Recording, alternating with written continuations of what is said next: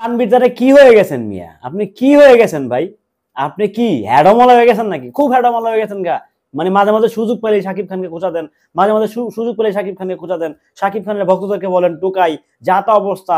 এই তাণ্ডবের কি পডকাস্ট বেরিয়েছে নাকি টিজার বেরিয়েছে, সেখানে হচ্ছে আপনি শাকিব খানকে বাদ দিয়ে হচ্ছে রায়হান রাফির প্রশংসার মতো আছেন। এইগুলো কি হচ্ছে আসলে? আপনার এইসব নাটক, আপনার এসব নোংরামি, আপনার এসব ভাওতাবাজি, এগুলো কিন্তু সাকিবিয়ানরা বোঝে। আপনি ভিউজ পাওয়ার জন্য, আপনার পেজে কিংবা চ্যানেলে রিচ পাওয়ার জন্য এই ট্র্যাকগুলো কিংবা এই ক্যাপশনগুলো আপনি ইউজ করেন। আমি ক্যাপশন বোঝাতে চাইছি, ক্যাপশন না, কিন্তু ইচ্ছা করে বলছি আপনি এগুলো ইউজ করেন। আপনি কিসের ধান্দায় কিসের লোভে করেন সব আমরা জানি।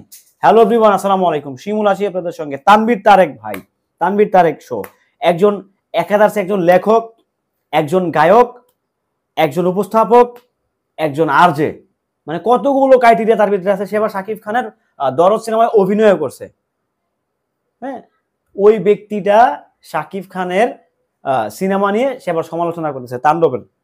শাকিব খানকে সে স্টার বলতে প্রস্তুত না। শাকিব খানকে সে মানে কি বলবো আসলে, সে শাকিব খানকে মানতে না, সে রায়হান রাফিকে সে স্টার মানতেছে। ভাই দেখেন, আমরা শাকিব খানকে নিয়ে কথা বলি, আমরা শাকিব খানের ভক্ত, আমরাই তো বলি Raihan Rafi superstar director.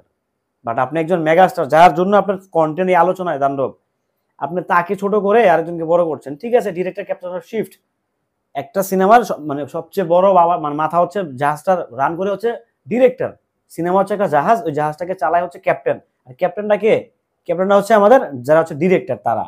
But তার মানে ভাই, যারা কাজ করছে, যারা আর্টিস্ট, আপনি কিন্তু খালি জাহাজ চালায় লাভ নাই। আপনাকে দিন শেষে জাহাজটাকে যে কোনো মালামাল নিয়ে হোক, যাত্রী নিয়ে হোক, যেভাবে হোক, জাহাজটাকে একদম পরিপূর্ণ করে কিন্তু ক্যাপ্টেনে চালাইতে হবে। তাহলে চালাইতে গেলে জাহাজের যদি অনেকগুলো সিট থাকে, অনেকগুলো ক্যাপাসিটি থাকে, কেবিন থাকে, এমনি ইয়ে থাকে, অনেকগুলো ব্যবসা আবার কাজ করে। সো জাহাজে যে কেবিনটা থাকে হচ্ছে ভিআইপি কেবিন, হচ্ছে শাকিব খান। ওকে, যার জন্য হচ্ছে যে জাহাজে উঠলে আরে বাবার বাবা আমার একটা কাস্টমার আছে। সো শাকিব খানকে ছোট করার রাইটস তো আপনার নাই ভাই। সেই অথরিটি কিন্তু আপনাকে কেউ দেয় নাই, কিংবা আপনাকে সেই ভ্যালুটাও আপনাকে কেউ দেয় নাই। আপনি মাঝে মাঝেই শাকিব খানকে নিয়ে খোঁচা মারেন। শাকিব খান সম্বন্ধে আপনার একটু অ্যালার্জি আছে, সেটা আমরা জানি ভালো করে, এটা আমরা জানি। আপনি হয়তো শাকিব খানের ইন্টারভিউ চান, শাকিব খানের কোন ইন্টারভিউ নিতে চান, শাকিব খানকে আপনার শোতে ডাকেন, শাকিব খান আসেন। শাকিব খান কেন আসবে আপনার শোতে? কোন দুঃখে আসবে? শাকিব খানের খেয়া দেখা কাম নাই? শাকিব খানও মানুষ চিনে ভাই, বুঝছেন? নিজের স্বার্থটা পাল্টান ভাই, একটু মানুষকে ভালোবাসতে শিখেন। বাংলা সিনেমাকে যিনি এতদিন ধরে আগলে রাখছে, তাকে একটু সম্মান দিতে শিখেন। অবশ্যই আপনারা তো নাটকের লোক, আপনারা তো নাটকের পক্ষপাতিত্বের লোক। নাটকের লোক তো কখনো সিনেমা নিজের টাকায় দেখে না। ক্যামেরাটা আসলেই বলে এই যে সময় পাইনি, এতদিন ঘুরাফেরায় বংচং। যখনই হচ্ছে প্রডিউসার ইনভাইট করে, তখন আরে বাবা সে সময় পায় বলিস। যাক, এটা নিয়ে আমি পরে একটা কথা বলবো, একটা যে কোনো একটা ভিডিওতে আমি শেয়ার করবো ওই ব্যাপারটা।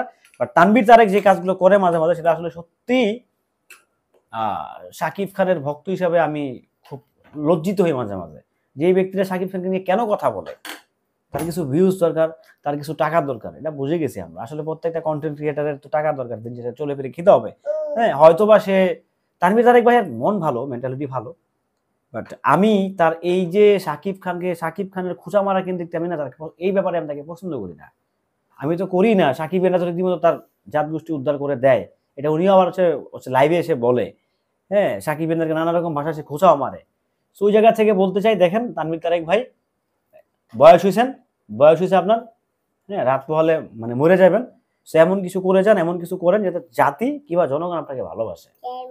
মানুষের ঘৃণার পাত্র হবেন না ভাই, ঠিক আছে? যাই হোক, সব ভালো থাকবেন, সুস্থ থাকবেন। টপিকটা পুরনো ছিল, বাট আমার সামনে আজকে আসলো, সেজন্য ভিডিওটা বানালাম। ভালো থাকবেন, আল্লাহ হাফেজ।